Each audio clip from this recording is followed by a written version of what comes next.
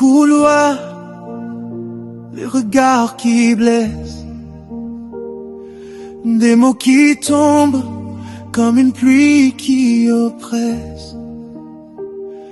Tu baisses les yeux, tu fais semblant d'aller bien, mais au fond de toi, tout devient incertain.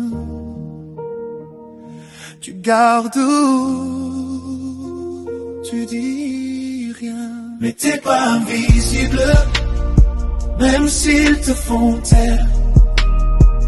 Ta voix existe, elle mérite la lumière. Ne laisse pas leurs mots définir qui tu es.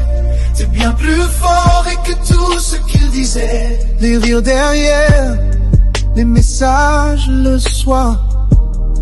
Les écrans deviennent des miroirs noirs. Tu te demandes pourquoi toi, pourquoi comme ça. Mais le problème, c'est pas toi. Crois-moi, même dans l'ombre, y a eu... J'ai essayé plus de me remettre la mort de Lindsay sur le dos. 2 mois après le suicide de Lindsay, qui a été victime de harcèlement scolaire au collège, sa meilleure amie Maëlys continue d'être harcelée. Que je l'avais incitée à suicider, que j'étais au courant depuis le début. Au début, ça a commencé avec elle, mais vu que c'était ma meilleure amie, je la défendais. Et après, elles se sont attaquées à moi et à nous deux. Vers la fin, je voyais qu'elle en avait un peu marre quand même, mais elle voulait pas le montrer. Donc elle disait qu'elle était forte et qu'elle réussirait. Alors le fait aussi d'être entre guillemets populaire sur les réseaux, elle cherchait, je pense, une certaine reconnaissance et finalement une forme d'amour. Je m'appelle Potine et pendant de nombreuses années, j'ai été victime de harcèlement scolaire. Cela a commencé en CE1 et s'est poursuivi jusqu'à ma seconde. Pendant tout ce temps, j'ai subi des moqueries, des insultes, des remarques blessantes principalement sur mon physique et mes corps. Avant tout cela, je n'ai jamais eu de complexe sur mon corps, j'étais simplement moi. Mais à force d'entendre les nombreuses paroles jour après jour, j'ai fini par y croire. Aujourd'hui encore, je porte ces blessures et j'ai développé de nombreux complexes que je n'avais pas auparavant. Le plus difficile n'a pas toujours été les insultes. Une personne en particulier a réussi à me mettre à bout en inventant des choses sur moi et en les faisant circuler. Voir des mensonges se propager, sentir les regards des autres changer sans avoir rien fait est une douleur que je n'oublierai jamais. J'ai eu la chance de pouvoir en parler à mes proches. Leur écoute et leur soutien m'ont aidé à avancer. Mais même si le temps passe, certaines blessures restent profondes. Aujourd'hui encore, le harcèlement scolaire est un sujet très sensible pour moi. Lorsqu'il y a des événements ou des actions sensibilisées au lycée, je n'arrive pas à y participer.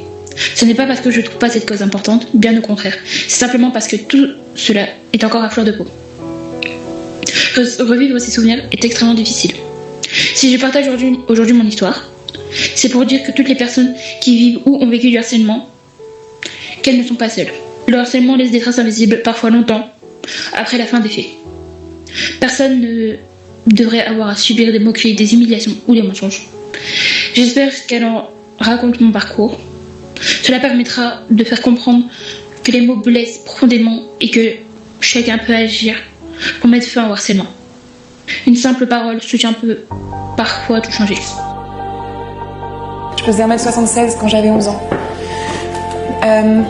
Ouais, je me trouvais pas jolie parce qu'on me disait en permanence que j'étais moche, quoi. Que c'était devenu un peu le truc à l'école de venir me voir et me dire t'es moche. Et du coup, je pense que quand on entend en permanence t'es moche, c'est dur d'oublier ça, c'est dur de s'en défaire.